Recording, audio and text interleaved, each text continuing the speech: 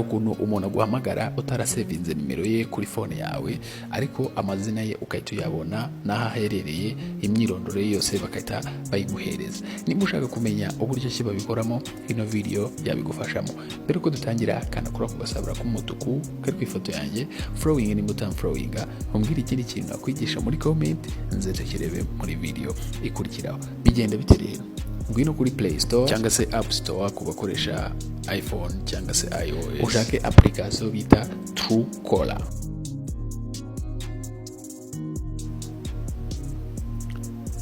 Numara gushaka iyo application bita Truecaller, ni iyi ngiyi yo hasi, iyi ngiyi utuzuye stare muri phone yawe.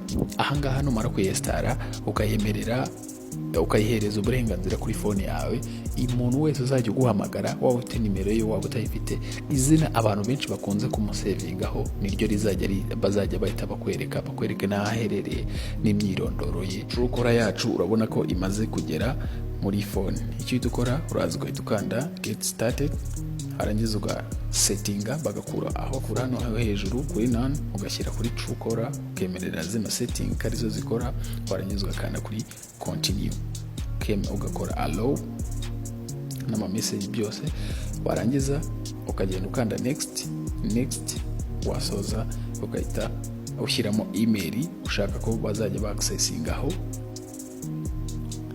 Email iyo umaze kwishyiramo, icyo gihe umuntu wese uzajya uguhamagara nimero ye utayifite muri phone yawe uzajya uhita ubona amazina ye.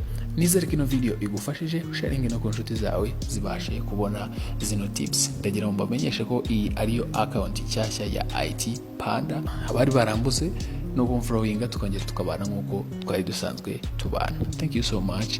Amahoro y'Imana komeze kubana namwe.